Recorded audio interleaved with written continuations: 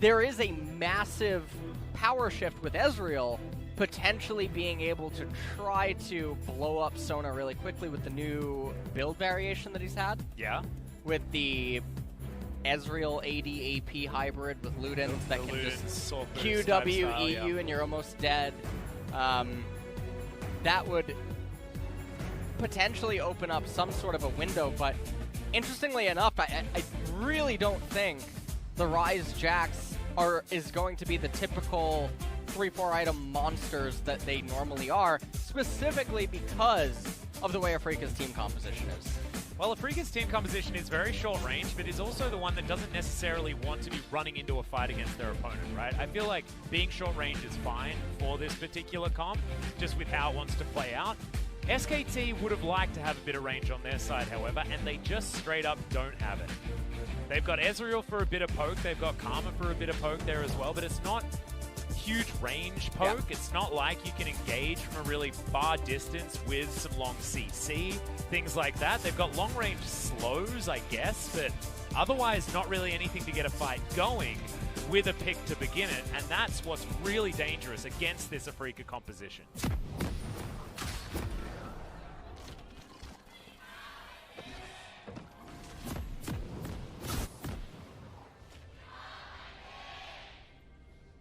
SKT fans in full voice. Of course, it is standing room only here at LoL Park because SKT's playing all of the fans all of the time for these guys. As we are onto the Rift for our first match of the first game of the final match of Week 1. LCK Summer. And so, okay, jumping into this again, this is really interesting, and I really do want to take a little bit more time to talk about it because it's not every day that you get to say that Jax and Ryze are actually going to have problems later on in the game. I feel like you owe us a bit more of an explanation for that one. Yeah, so in the later stages, Jax, you would think, well, he has the option to just sort of split push and try to do something. Well, they're on red side, so coordinating 1-3-1s is more difficult on red side due to the way that proximity to Baron works for the top lane and how unreliable top inhibitor turrets are. So, naturally, the Jax and the Ryze can't get that going as well as they would like to. And because the Sona team composition with the Sylas and everything wants to start fighting around 2-3 items, normally when Ryze and Jax would, most people would think, start taking over games. But all of the healing, all the shields, the way that Xin Zhao is going to work the World Ender off of one kill, the fact that Lee Sin and Jax have to be so up close and personal makes it really hard and awkward to actually fight, but also for Ryze to reliably deal damage. So there's a lot of emphasis on the Ezreal, as well as just getting a pick. If SK Telecom gets one pick on any of the members, the team composition for Afreeca sort of falls apart. Yeah, I think that especially if aiming goes down. If aiming goes down, there are a bunch of melees with not a lot to do. Yes. Sona is the key component. Absolutely. So, massive target on aiming's back, and we'll see whether he is able to make the right decisions in this game. However, if he survives, and he's very hard to jump on as well, given we've already mentioned the lower range here for SKT, is Keen not going to get stunned up by that Counter-Strike, as this top lane's actually very interesting between these two, and we wanted a more skill-based matchup between Keen and Khan. This is potentially what we're looking at as the best top laner in Korea versus Khan. So we might be looking at number 1 and 2 duking it out here, although Summit is quite phenomenal. Rascal also playing very well this season so far, despite his last performance on the Camille that I know you were thinking about. He's the rookie of top lane. That's what's going on. He's the final boss for top laners in Korea. Well, speaking of the final boss, I think for junglers it's cleared. And currently Yukal is having a lot of trouble, gets the Aftershock, hasn't actually flashed just yet, does it quite late, but is going to survive. Has the teleport available, so he'll be able to come back into the lane. Another thing that I would like to point out, though, is if SKT gets the ball rolling, if they're the ones that are ahead on the tempo, they might just have too much ammo inside of their kits that allow them to run over Afreeca before Sona and co can get to that annoying stability point. And right now, you can see Marta and Teddy are actually shoving this wave very effectively. Senon's having a real difficult time actually farming, which is why you see only 11 CS for the Galio. So, see whether Afreeca can tidy that one up. Because yes, we're talking about more a theoretical game that will get to an even footing in a mid to late game, but all sorts of crazy things could happen at the beginning. Like Khan going aggressive onto Keen here. Clid turns up towards topside, but Keen already able to almost take Khan completely down. The minions are super angry at this. Oh, he has to be really careful. Yeah, he's still sitting on flash. Khan can counter flash yeah. it. And Dread sees the Lee Sin, and he can go aggressive. Speaking of aggression, Faker in the mid lane. Also trying to bully Ucal away. Oh, Teddy. Aiming in trouble. Teddy has teleport, as does aiming. Spy Shield coming in here as SKT playing aggressively. The Xin Zhao is on the bottom side and has the Hail of Blades. A lot of early damage for Dread, but hasn't poked his head out of the jungle just yet. He's just power farming. Able to eat up a whole bunch of camps that Clid has left wanting and in fact denies the bottom side of the map. Took that wolf camp and killed the Gromp as well. Clid's made some really decent attempts at getting stuff going, but because it hasn't panned out, Dread actually finds himself with a nice little camp lead. Well, Ninja Tabi is completed here for Keen as he makes his way back up towards the top side. This is a matchup that's looking scary for Khan, to be honest, because I feel like Keen was always one of our best Aatrox top lane players, and Aatrox now, in a matchup like this, feels better. This is one of those occasions where Aatrox is very strong. Yep. Instead of the other times that we've seen it where it just hasn't been able to find its footing on weak sides of the map. Let's take a quick look at the itemization in the junglers right now. You notice that Lee Sin has the boots with the red smite, whereas Xin Zhao has the longsword and the red smite, because he knows he doesn't have an obligation to be places first, or to get there early and have the mobility. He just has to be there at the right time, and that he wants as much power as he can possibly have. Whereas Clid has the obligation to get his laners rolling and constantly be ahead in tempo. So it's nice to see the way that they're itemizing really aligns with what they need, and this is a really scary timing. Aiming might teleport back. He's going to, and he's looking to time that with the gank, because Senin, you can see here, is looking juicy.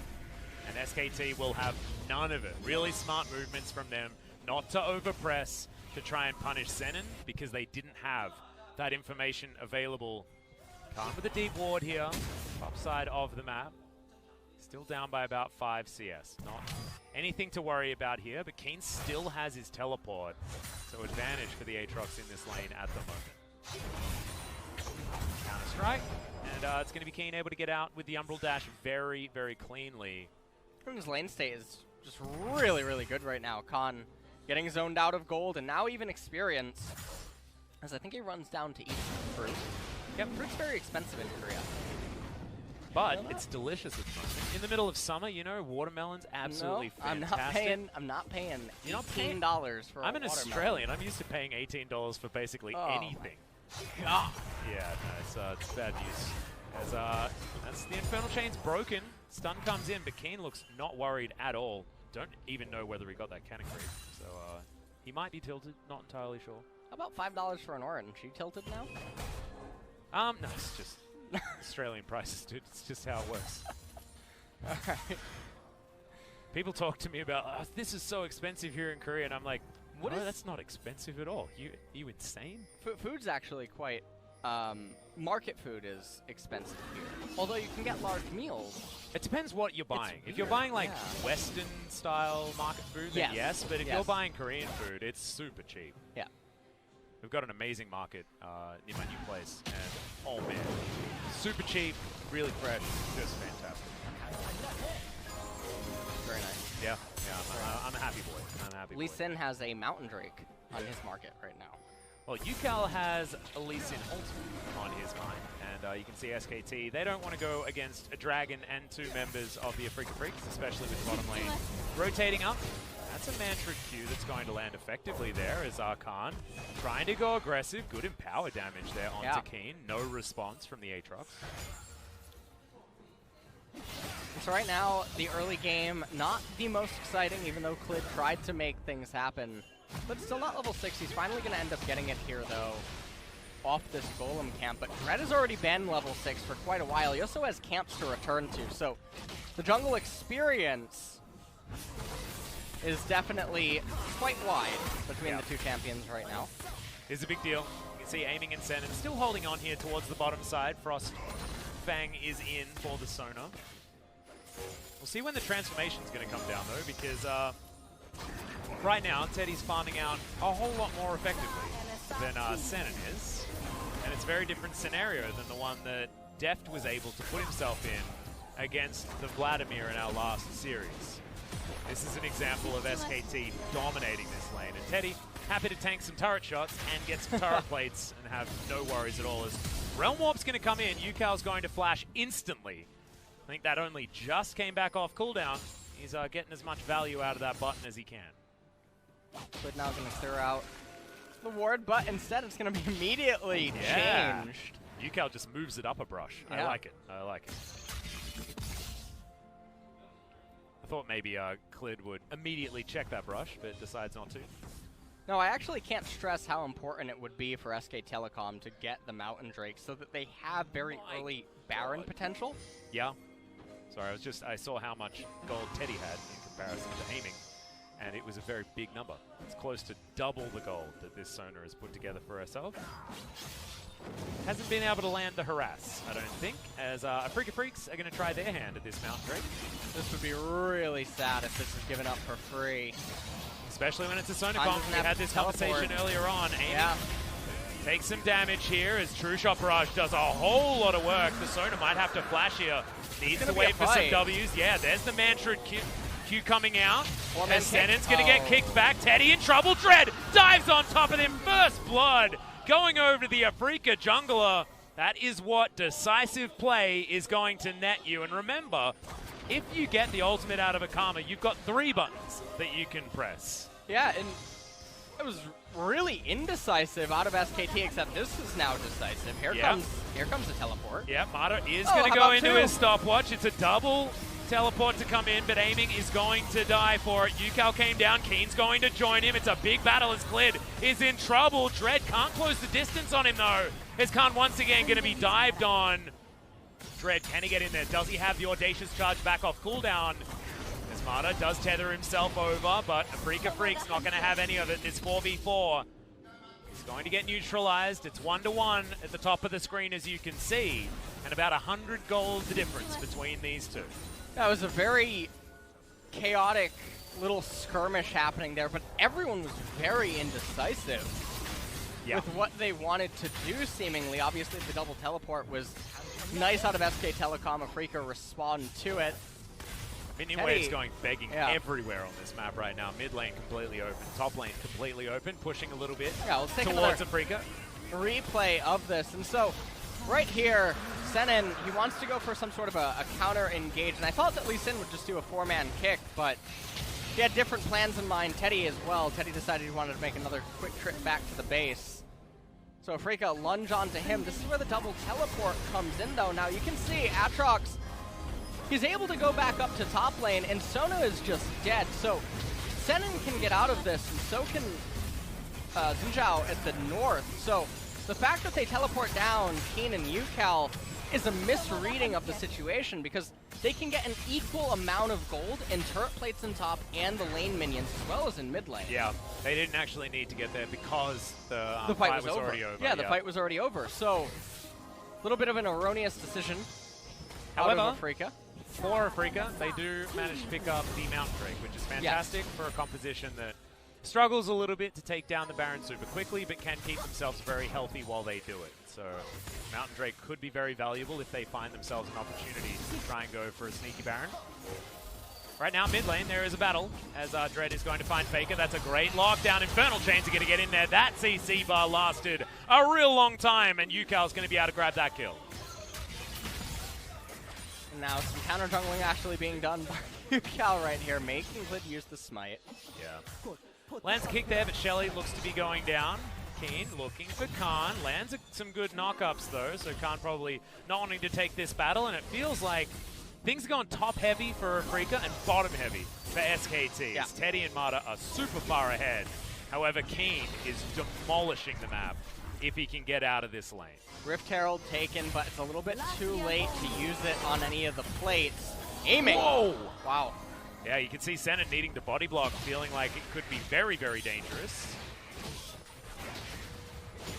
Yeah, Clid's going to be able to find some camps here. He's down by a few of them, but not too much as we have a look at this one yet again. Faker just wrong place, wrong time. Where is he going? The river. Oh. Top river. Oh, okay. He needed to go that way? Yeah. Okay. That's where he's going. All right. Had an appointment. Yeah, I thought it was very important for him to walk that way while Lee Sin was doing the red and Khan was in top lane. So, all right. Thank you for making that clear. You're welcome. Yeah, he's going to find Faker once again. It's Yukal as there's the big kick, but it's Yukal that gets the flash kick instead. More kicks going everywhere else as Keen is the one in trouble. Hero's entrance way too late there from Senin. Realm Warp's going to come forward, not going to work as he's knocked out of it. It's a 1-for-1 in the mid lane. Ends up being a 1-for-1, but that's going to be advantageous for Afrika. Oh.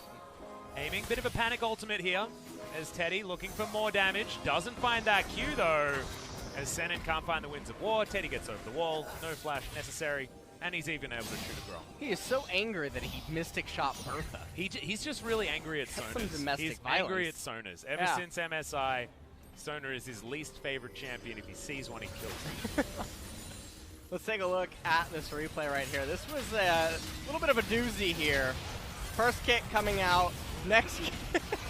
Kicks everywhere. The alley-oop right there into Keen. Getting killed, and then eventually Faker going down shortly thereafter. Yeah, that round warp never going to work, as there's a bevy of CC available with this trio. Yukal back in the mid lane, and once again he's having a fantastic Sylas performance. Last time we saw him on the Sylas, he did brilliantly well. I believe picked himself up an MVP for that one. See whether it's going to be yet another MVP performance. Clown Drake can't really decide which way it wanted to go. Yeah. Indecisive Clown Drake. Like the worst kind, as Amy's trying to protect the sliver of health remaining on this turret. Does have the transformation finally on his Frost Queen's claim. At this point, it looks like Khan pathing down towards mid lane. I think that they saw him with that control ward, though. Yeah, you'd expect... Oh, actually, no. I don't think so. Unless he... I think he walked down south side of the river, so could be unknown as he walks in. Now they... Okay, he's just running straight to Dragon, and I really like this. He crashed the wave. He showed up in the event that they would need him, and now he's running back up into top lane. Without any turret plates being there, he's not really losing too much. And also, it's a cannon, so... Yeah. It's absorbing a lot of turret hits. Not the end of the world. Last a while, as Kane does deal with this turret relatively effectively. And Shelly's going to pop out and smack down this turret, and that will be some local gold finally. Going over to Keen. Great champion Sonas, by the way. I just really gotta... Yeah? I'm looking forward to it. Big fan? A little bit. Yeah, I think a lot of people are a big fan of Sona right now. See that? Yeah. She's almost back to full HP. Hold on, give it a couple seconds. Yeah. She'll be back up, don't worry. I'm looking forward to when she does a lot of damage, as well as does a lot of healing, and does a lot of everything. You know what was one of my favorite meta champions to watch at one point? Do you remember middle lane Soraka? Oh, yeah. Oh, yeah. That gets me excited. That was the real good stuff. That was the good stuff. Actually, I stopped playing League of Legends during that meta. Why? I just didn't like it. You know, I wanted to... It was either play Sona and have a really boring time and win, or play against Sona and try and have fun but get denied fun throughout the entire game. Sorry, Soraka. Soraka. Yeah, and I just didn't want to be a part of that. I think I went back to playing Pokemon. Like that. Just started a new save file. Okay. And then came back again when I'd finished that one. Oh yeah, you didn't. I don't believe we talked about this. Which one are you gonna choose, Sword or Shield? I haven't decided. The puppy dog with a knife in his mouth is like really cute. I haven't seen anything yet. Oh, you haven't seen the I think legendaries got revealed, man. It happened. I'm gonna have to take and a one look of them is basically a puppy dog with a little knife in his mouth. That's sad. It's really cute. What's the third legendary thing? You know what I'm talking about? There's always... I mean, well... 2 and then... You follow Sword and Shield. Yeah. Then there's a few schools of thought, you know. Arrow could be one, like... It could be like a bow and arrow legendary. Don't go American spear, on me here. or an axe. But if it's a sword and shield, it's not going to be a gun, okay? It's not going to be a gun. It's a different era. All right? The internet went a bit silly that day when they decided that that was going to be a thing. It's not going to be a thing. Right. Got to stay in the right era. It's like when people are talking about dinosaurs and they're like, oh, and they mix up like Jurassic and Cretaceous periods and stuff like that. It's like there's so many years in between those. They're very different dinosaurs. All right. Sorry, I've got a lot of feelings. And SKT's got a lot of wards, as you can see, as we try and bring it back to the video game at hand. Red side of Afrika's jungle is littered. But at the moment, I mean, there's no lead to poke a stick at here on either side. SKT is ahead by, you know, approximately 1,000 gold. Yeah. That is pretty much nothing at 20 minutes in. The problem is that if you're a normal SK Telecom, if you just crop out the Afrika team comp here and you see SK Telecoms, you probably think that it's really good, right? Yeah. Because they have a gold advantage with what should be considered a scaling team composition with a Ryze and a Jax. But then you crop back in the Afrika team comp and you say to yourself, oh, whoopsies. that's unfortunate. And another Mountain Drake coming up. And I don't know what it is with Sona being in the game and two mountains spawning sometimes, but if Afrika actually gets their hands on that, it's extremely easy to just burst the Baron.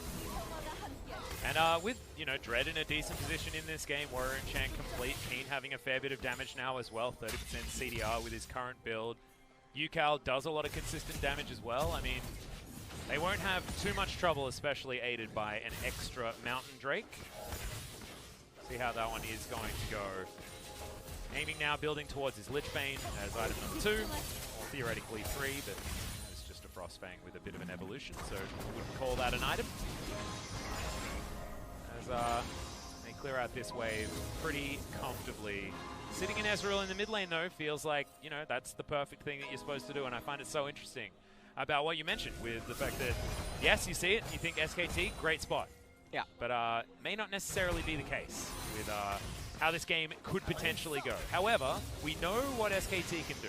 This is a team that is very good, and if they are in a mid-game where they have an advantage, they generally win when it comes to team fights. Or at least that was the case during the spring season and at MSI. So Afrika might need to speed this one up or start making the decisive plays to catch someone out and make something happen when they can find an advantage. Dread shows up. You're not going to land there onto him as cleared, waiting in the wings, but 4 members of SKT are here. They're looking to protect this Mountain Drake if they can. Realm Warp from Yukal. Moving forward, diving in. That's a 3-man taunt as Teddy has to Arcane Shift away. The crescendo is only onto Khan, who's going to get out safely. True Shot Barrage narrowly avoided there as the Afrika Freaks look to heal back up and make their way to the Dragon. And there's a lot of pressure right now on Teddy.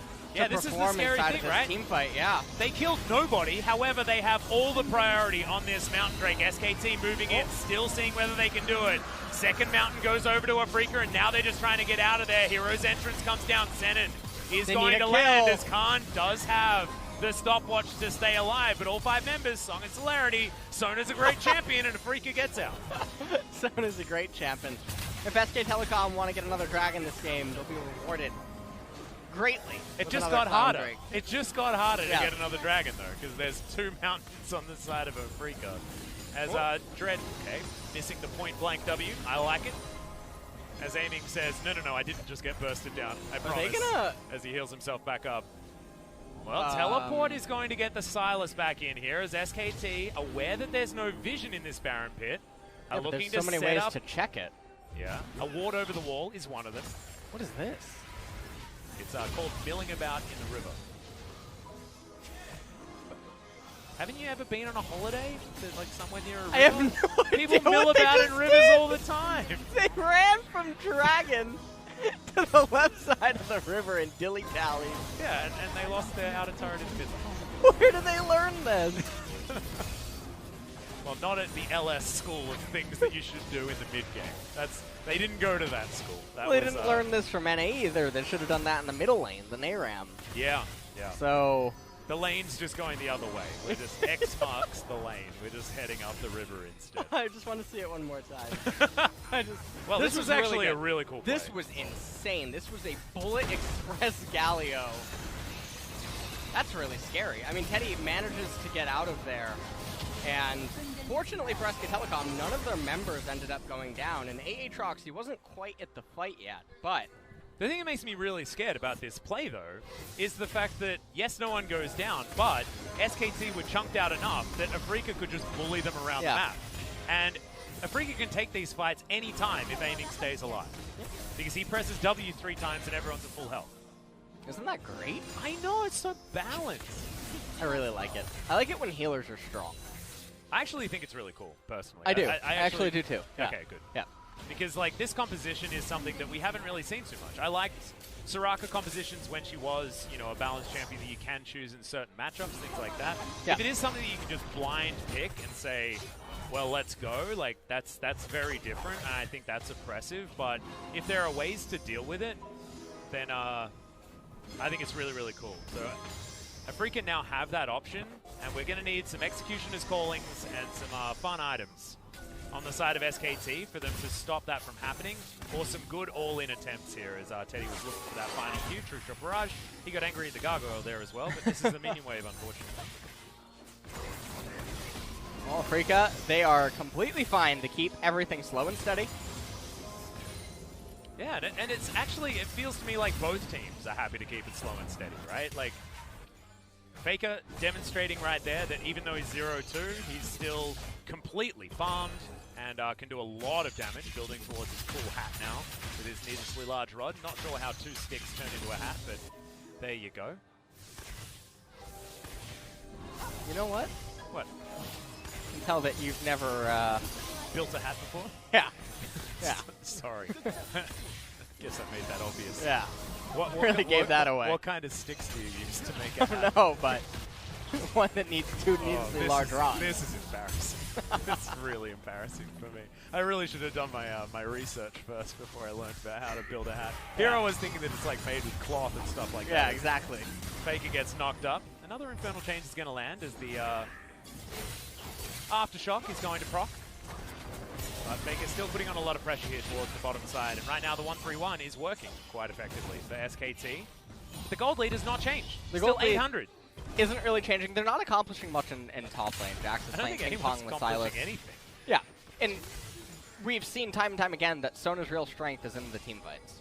True. So as long as the game is just remaining in a static state without anything really happening, everyone gets to keep building items.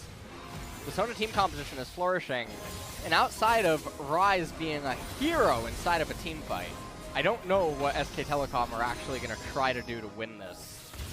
Because it's going to be all too easy now for Afrika to say, hey, normally you would like your Ryze to try to split push and threaten something at some point in the game. We have 2 Mountain Drakes. So if you step away for a second, we can just burst through the Baron. You can't actually fight us either.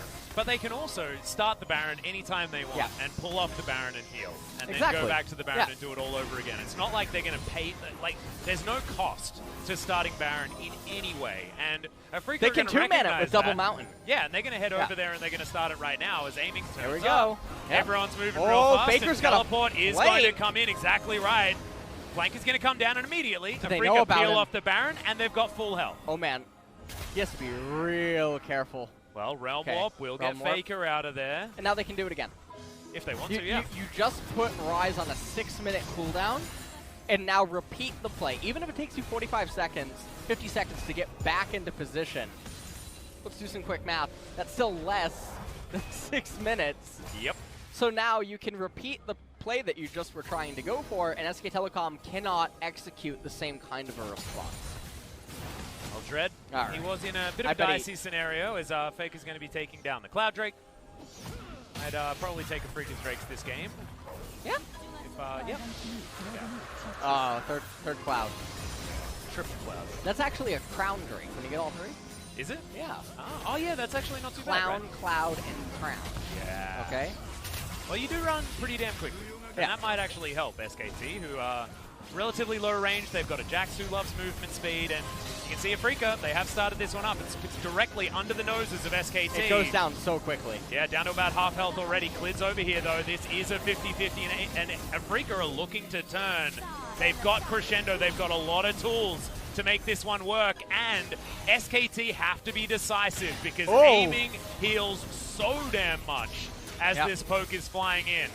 SKT routing them, though. They will be able to take down this outer turret as Khan, he looks for the counter-strike, doesn't find it. Now Clid's looking for the kick, but misses. Keen, Umbral Dash is a pretty good ability, moves him out of the way.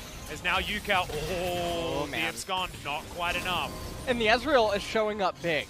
This was the kind of poke that I was mentioning could try. Red might need to actually hold here as he dives on forward, looking for more. Flash still available. Tries to get out of there. Crescendo completely whiffs as Khan dives in, but can't get too much more. Keen has some options, but World Ender won't keep him alive unless they get a kill, and he has to get out. Now SKT think it's their turn for a Baron.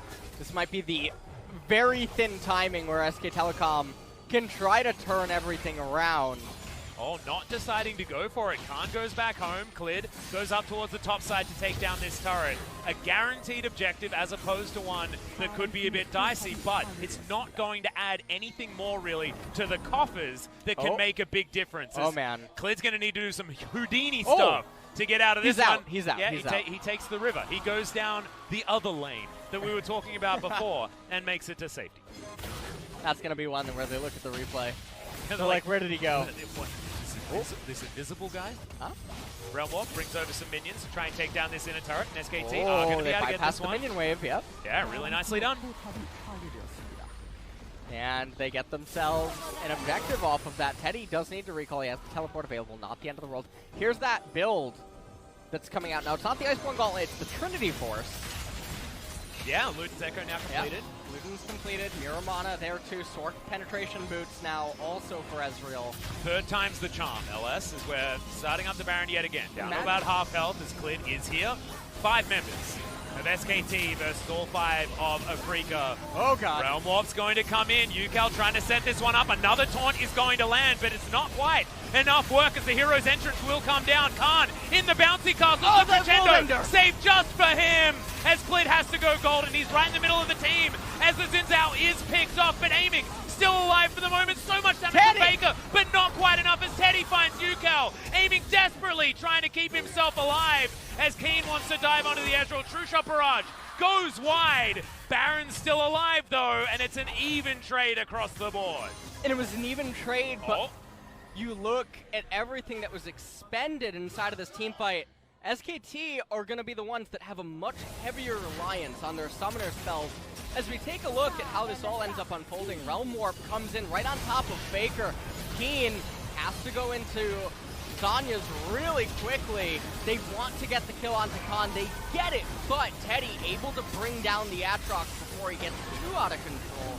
Faker down below, able to be handled by Senin and aiming, and eventually cleaned up by Keen in the end, but Teddy was doing a hero play on Ezreal throughout the entire fight.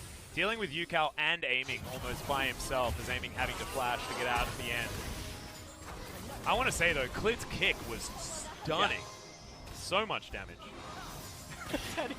And work done as Teddy, he's like, get off my back, team. Come on, is this Jin Air all over again? He does do a lot of damage though, and he just picked up that Luden's Echo as we're running it back one more time. We got it one more time. Yeah. This is where it gets really scary though. SK Telecom, they don't have the summoners that they just had, and while Afrika doesn't either, they're less reliant on having them compared to SKT. Oh, Dread taking a lot of damage. Yeah, that's a big knock up there onto Teddy in the backline as Mara's in trouble. He's going to go down first. Clid in trouble as well. Infernal Chains will be broken, but now they have to deal with Khan. Oh, it's a two-man Crescendo as Baker is going to get caught up right in the middle of the enemy team, and this might be it. Clid is still alive, but it would be suicide to dive into this pit. He may just have to try as Yukal's looking for it. Clid in so much trouble, but he's able to limp away for the moment. The Baron is still leashed, and I think they're going to have to work on a miracle here. It is going to be the smite, and Dread keeps a level head, and they finally get the Baron. And these are the type of team fights I was talking about from the pick ban, where it's so hard even though you have a Ryze and a Jax, it doesn't matter because Sona is just so powerful. She's such a menace inside of these team fights.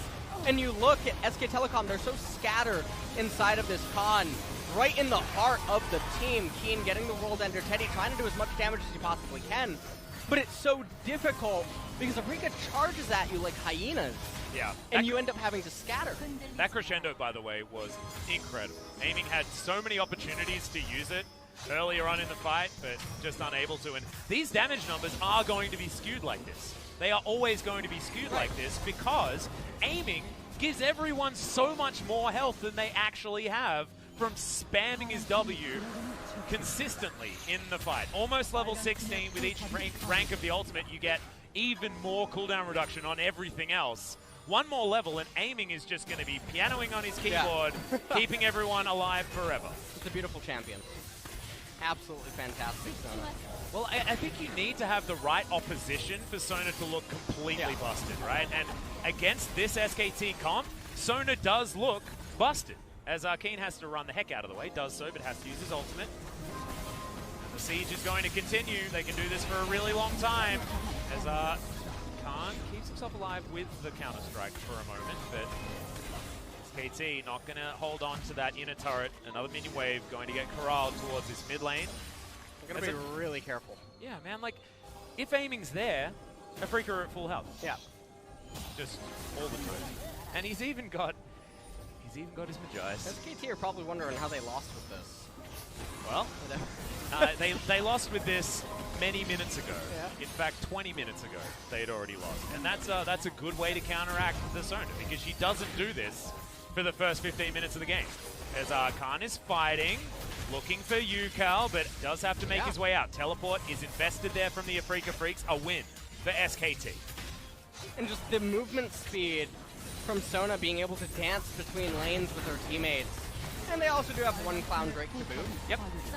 Well, Mountain Drakes are going to help the towers fall down very, very quickly. And a team without a AD carry is certainly one that's going to benefit from that. Clid has to safeguard to get himself out as Afrika Freaks. They move back in again. I think they took some damage. Not entirely sure. Galio's Sona splitting. exists. Yep, Galio in the mid lane. Does have heroic entrance if they want to get on top of Faker. Yeah, is going to get taken down extremely low. The knockout party is going to be there. And Dread secures the kill and the turret and even more. Afrika Freaks, they've got their first inhibitor. They're looking for their second. And SKT look completely out of answers. Yeah. This game is definitely over. Ryze is such an integral part to the team composition. The Morellonomicon, him being able to spread it through so many teammates, or through so many opponents inside of the team fight, is so important. They almost got aiming. They got him. Clid looking for. Oh no, he lands the crescendo. The kickback's not enough. As they at least managed to dive onto Yukal. Sacrifices himself, though there's no re-engage. The base is in shambles, but SKT survive. Yeah, they did manage to hold on. But the question then becomes, how do they answer? Look at the timers for the next Baron and the Elder. They come up at the same time. Now maybe SK Telecom make the correct decision and go for the Elder, and maybe Afrika makes a blunder, goes for the Baron. That could be one way that SKT could actually come back and win, is through Elder Dragon. That's the only hope that SKT have in this game. And this is, interestingly enough, sometimes why I say it's more correct to leave the Elemental Dragon up. As we're seeing this team fight where they just get spread so far apart. Yukal goes down because everyone wanted to save aiming. Yep. Ends up resulting in SK Telecom holding on for a while. But if this Elder wasn't spawning right now and you're Afrika, you probably feel so good. Well, see whether Afrika can prioritize it. A minute and a half until that buff is available. You wouldn't expect that Faker would be 0-5 because he still does a really scary amount of damage on this Ryze. Needs to be respected despite the scoreline. As True Shot Barrage there from Teddy is going to weaken all of these minions. Big Wave, though, is making its way towards the inner turret. And Aiming's going to move up. Lichbane, yeah, she's pretty good at taking turrets down as well this stage of the game. Yeah. Sona, what can't she do? Tank. She can't frontline. She can't frontline. Can't do that. She sort of can. Not yet. Not yet. Yeah. So she needs to be buffed. What do you think? Yeah, I think we're going to need a buff. I think that we need a buff here. Yeah. Permanent invulnerability, I think. You know what? I have an idea. Let me throw some nerfs your way. You tell me if you agree with them or not. Yeah, How about this? Yeah, okay, go. How about we take 5 MS off? That could work. Okay. How about a quarter-second offer Q? Ooh. Added to her Q, sorry. Added to her Q, quarter-second? Quarter-second. I don't know whether that's enough of it, to be honest. I don't know whether you're going to really feel that, especially with all the stack and cooldown reduction she gets. Last remaining inhibitor is going to get taken down. Counter-Strike was considered there by Khan, but unable to find anyone out of position. SKT chasing Afrika out of their base. The damage has been done. This red buff will be taken by Afrika. Teddy wants to take it. As Dread's in trouble, the ultimate's going to come in. He does have the GA. Heroic entrance is going to land as Senin puts himself in front of the enemy team. Khan up towards the top side. Afrika fighting on 2 fronts. That's exactly what you don't want to do as this comp. But now they move themselves forward. Faker is going to get taken out as Dread is going to be the trade. It is not the trade you want to make if you're an SKT fan, as Aiming and the rest of the team move over with the hijacked Realm Warp into the Baron Pit. No. This is the thing SK Telecom needs. Oh, they wow. need Is this the both trade? That's the aim, right? Oh. But they're not going to get it. Okay, they're not going to get both, but they get the Elder, which is the one that they want. Yeah. So Elder is going to be picked up here by SKT. Baron goes over to the Afrika Freaks. UCal. Oh, man. Yeah, looking to try and Look route how them. fast Yeah, everyone is. Khan's in trouble. The abscond not going to land there as Khan gets over the wall. Afrika's still looking for him, though. They're following super creeps into the enemy base. Aiming's got a Banshee's Veil. There's so many minions. It might be too many minions. 9 seconds on Faker, and then they'll have 5 members still man. alive. Nexus turret's now falling down. Oh, UCal look at those picks up minions. the ultimate as Clid is getting smacked around by the super creeps. These turrets are not lasting at all. The double Mountain Drake is huge. Crescendo lands onto just the Jackson. They're back down to having only 4. The Nexus is the focus, and Afrika take game 1.